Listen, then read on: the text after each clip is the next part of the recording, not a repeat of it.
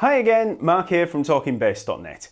This week I'm going to give you a little tip on simplifying all those nasty big chords that you see in jazz chord progressions and pretty much any chord larger than a basic triad. If you've not been over to TalkingBass.net, then go check it out.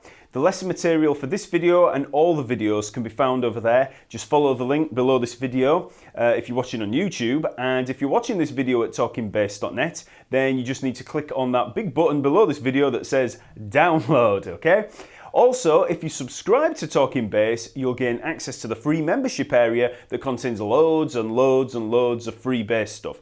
There's courses, there's a library containing all the ebooks that I write, like the scale reference guide, stuff like that. There's a forum, there's a practice room containing loads of bass riffs, backing tracks, drum beats, and general stuff like that. So go check it out. So if you've spent much time playing along to chord charts, you'll no doubt have run into some chords that look a little bit more complicated than your average major or minor chords, especially if you've tried playing through any jazz standards in things like the Real Book. The basic chords that you see on charts are things like C major, F major, E minor, A minor, things like that. Or you might see some basic seventh chords like G7, D major 7, A minor 7. But then you get these chords that look really scary, like A major 7 sharp 11, or D minor 7 flat 5 flat 9, or G7 flat 9 sharp 11 flat 13. And you get all these numbers lined up alongside the chord, and they look really, really confusing, especially if you don't have much of a grasp of chord construction. And even more so if you have to play around the chords with something like a walking bass line.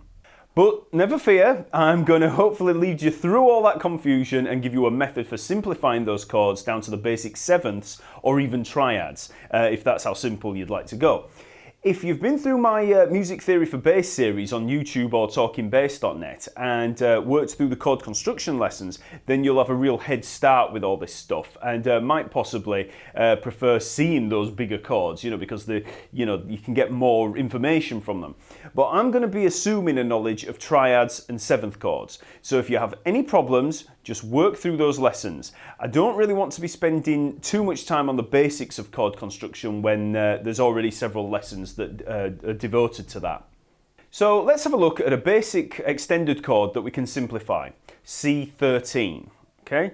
Now, if you've been through any of those chord construction lessons and know the basic principles of creating chords, you'll instantly know that C13 is a C7, but just extended, okay? So when we extend chords beyond a seventh, we just keep stacking thirds, just in the same way that we did when we created triads or seventh chords. So just as a quick reminder, to create a triad or a seventh chord, we just stack thirds, one on top of another, okay? So for a C major triad, we've got C, E, G, we've got a major third there, and then we've got a minor third from the E to the G. So we've got a major third and a minor third. Okay, so that's two thirds in there. One starting on the C, one starting on the E. So like I say, we're stacking thirds. If we make a seventh chord, we can take that there, we get up to the fifth, so we've got the root, the third and the fifth, stack another third. So if we put a major third on top of it, we get a major 7. If we used a minor third, we get a dominant 7, okay? So like I say, it's just built from stacking thirds. So when we look at the extensions beyond the seventh, that's all we're doing, stacking thirds. There's the 7th, 9th, 11th, 13th. Each one of those was a third. Major third, then a minor third, then a major third, minor third, major third, okay? So, as I've said before, if you have any problems with any of that stacking thirds stuff, just go back over those lessons, the chord construction lessons. So, we now know that if we build up through those, we basically go up through odd numbers. So if we were working through a triad, seventh chord, ninth chord, etc., we go 1, 3, 5, 7, 9, 11, 13. Think odd numbers. 3, 5, 7, 9, 11, 13. And the other thing to bear in mind is that the 9th, the 11th and the 13th, when we take them down the octave, the 9th is the same as the 2nd, the 11th is the same as the 4th, and the 13th is the same as the 6th. Okay, so when we get up to the 9th there of the C, take it down an octave, we can see that it's a D, so it's the 2nd. Okay, F is the 11th, take it down an octave, it's a 4th from C. 13th, take it down an octave, you can see it's that A, it's a 6th. Okay, so 9th is a 2nd, 11th is a 4th, and the 13th is a 6th. Okay, so there's some basic guidelines there. So that's just a quick reminder of some of the chord construction that we need to know. So let's get back to that C13. Now when we look at that chord symbol, C13, that's all we have. There's no major or minor in there, so it's not C major 13 or C minor 13, just regular C13. That tells us that's a dominant chord, so a dominant 7 chord. Now when I say dominant 7, in case you've not been through all those lessons, that's a C7. Okay, C dominant 7 is C7, that's what we call it. So a C13 is basically a C7 chord with added extensions. Okay? If it was a C major 13, it would be a C major 7 with added extensions. If it was a C minor 13, it would be a C minor 7 with added extensions. Now, I know that this might still sound sort of complicated because of all the extra numbers added there, but this is where the easy part comes in, the easy simplification. All you do is you just take out that number and you just replace it with a 7. So C13 becomes C7. C major 13 becomes C major 7. C minor 13 would become C minor 7. Okay, so that's how we simplify it, because all those extensions are just added spice to that inner core of the chord, because the 7th chord is the foundation from which we're building all these extensions. Like I said, those extensions just add all the spice on top of it, but at its core, it's still a 7th chord, you know, whatever we want to add on top.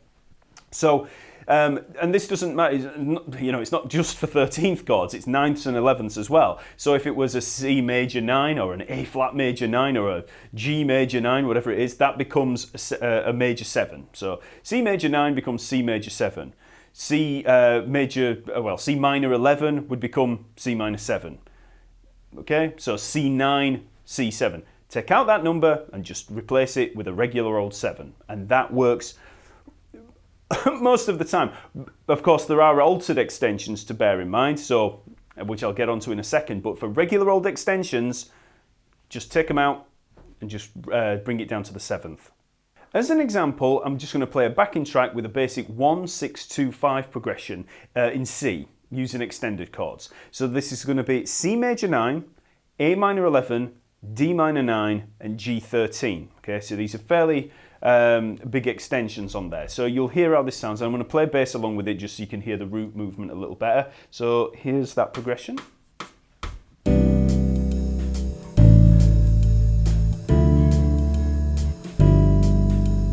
C major 9, A minor 11, D minor 9, G13. Okay? So to simplify that progression, I'm just going to take out the extensions and just replace them with 7s. So that gives us C major 7, A minor 7, D minor 7 and G7. Okay, simple. So here's what it sounds like non-extended.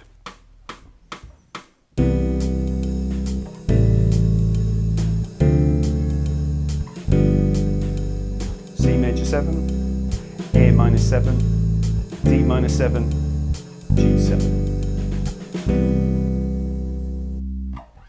So you'll notice how that simplified progression keeps the same feel and direction as the extended progression, because that general chord quality and root movement's the same.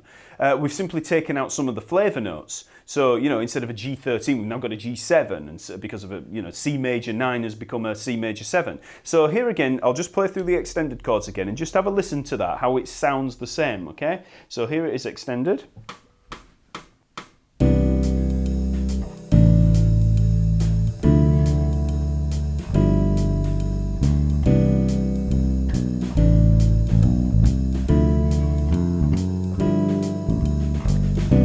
Okay, and now again, this is simplified.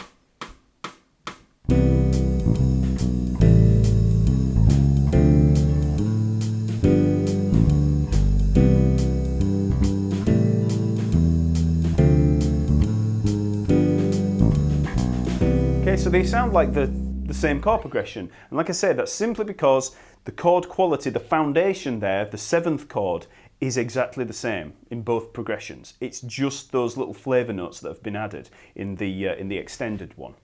So you can see there that what looks like a fairly sophisticated chord sequence can become much simpler and easier to navigate when we use this simplification. Now, what if we've got some altered extensions in there?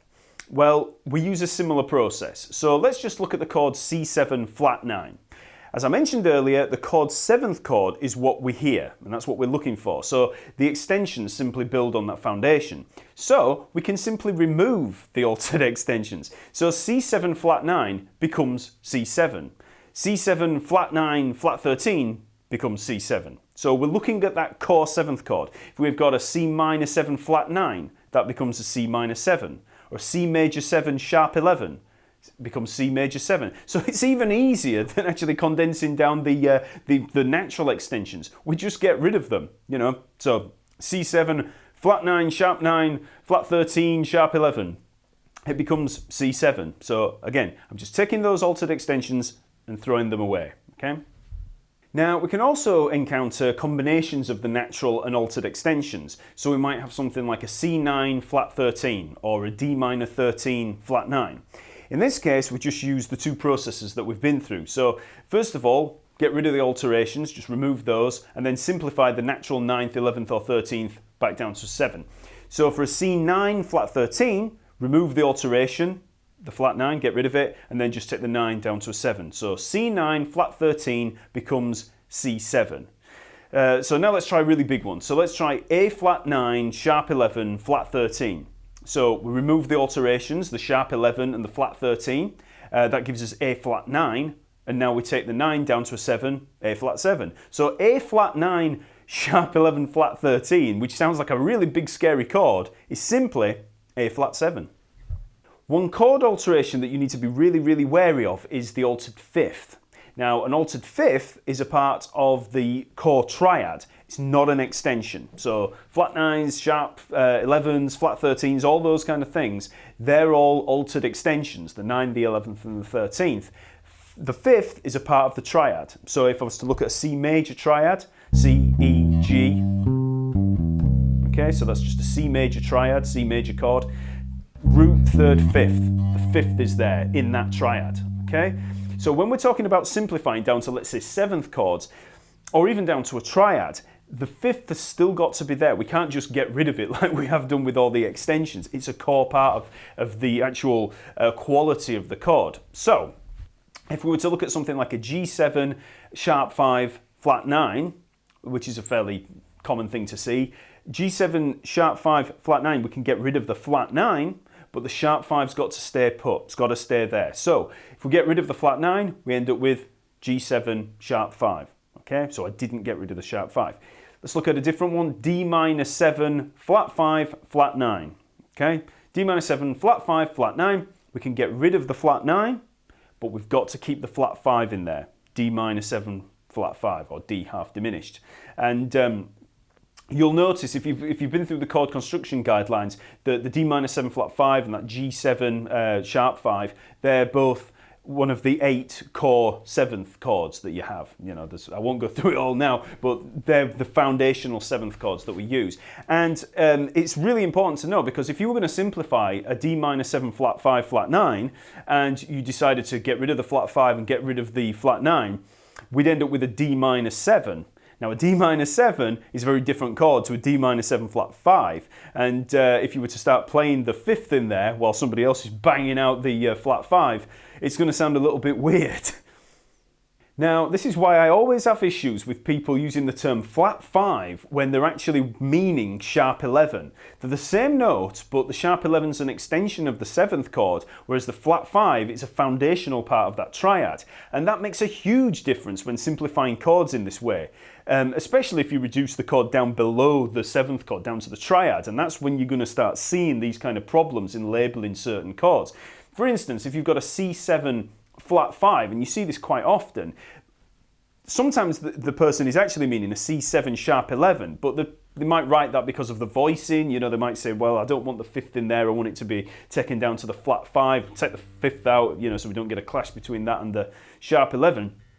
But then if you're going to be simplifying, let's say that I'm playing bass and I'm just looking at it and thinking, well, what's the chord triad, you know, just for going up to the flat 5, and you see C7 flat 5, well, the core triad of that would be a major triad with a flattened fifth, which is a fairly odd chord to have anyway. So generally, the C7 flat 5s, I generally see as C7 sharp 11s. And you'll hear this a lot, where somebody's playing something, a C7 flat 5, and then you'll see something like the fifth maybe in the actual melody or even in the chord that's being played. And you think, why has he put the fifth in when it says flat 5? You know, so there's a lot of these little things that you can see with chord progressions. And like I've said before, chord progressions are not the be-all and end-all of the music. You know, they're just it's just really a shorthand for writing down the general harmony.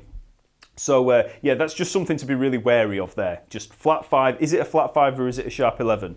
You know, try and, you know, if you're analysing it, try and figure that one out. So let's have a listen through another backing track containing another basic chord progression, simple 1, 6, 2, 5 in C. But this time we're going to use altered extensions in there. So we'll go fairly altered with this, so it's going to sound a little bit dissonant and weird, maybe to your ear. But we're going to use C major 7 sharp 11, A minor 7 flat 13, D minor 7 flat 5 flat 9 and G7 flat 9 flat 13. Okay, so they get pretty out there, as you'll hear, and I'll play along with the root notes. Okay, so.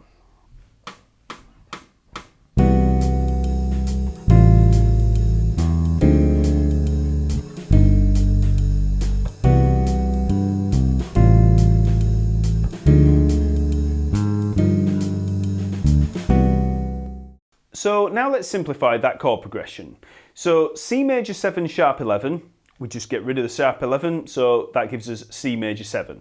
Okay, simple. A minor 7 flat 13, again, just get rid of the altered extension, flat 13, that gives us A minor 7. D minor 7 flat 5 flat 9, get rid of the flat 9, but remember the flat 5 stays where it is, we don't change that. So we have D minor 7 flat 5. Then G7 flat 9 flat 13, again get rid of the altered extensions, that's the flat 9 and the flat 13, so that gives us G7. Okay, so we end up with the chord progression C major 7, A minor 7, D minor 7 flat 5 and G7, which sounds like this.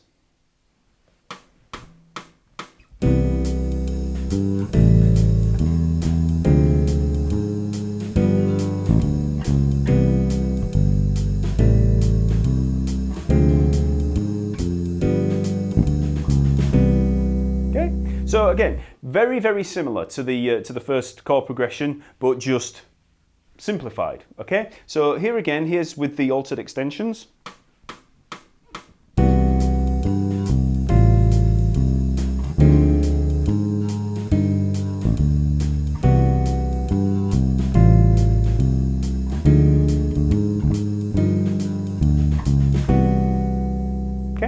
So obviously the C major 7 sharp 11 can sound a little odd in there, and some of the other altereds like the flat 13 on the A minor 7, but still, it's the same root movement and it's the same chord qualities, the major 7s, minor 7s and dominant 7s, and that's what we're looking for, okay? So, simplifying chord progressions in this way is great practice when working on harmony because you get to see the general foundational role of each chord rather than all that fancy window dressing that can be quite distracting. With a little practice, you should be able to instantly simplify any chord in this way, and you'll start to just see chords as general dominant chords, major 7s, minor 7s, maybe augmenteds or diminisheds, rather than, you know, 1,000,001 different chords based on all the combinations of all the altered extensions and natural extensions and things like that. So yeah, you'll just start to see these generalized types of chords rather than all these other weird things. Once you've mastered this simplification, you'll also be able to reconstruct the chord and actually analyse why the extensions have been included. Usually, it's for one of about 3 reasons. One of them is just flavour.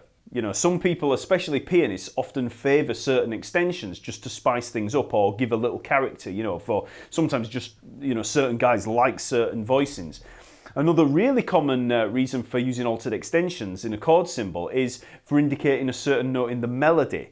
If we have a melody note of A flat over a G7 chord, then the chord is going to be shown as a G7 flat 9, because if you don't include that note, musicians in the band, they might start adding natural ninths into the chord, and that's going to clash with the chord and sound really awful. So, you know, if there's a melody note of A flat over a G7, and somebody decides to suddenly start putting in that A, you're going to get this clash, which won't sound very good, you know. So, yeah, so you often get the altered extensions that are in the melody portrayed in the actual chord symbol.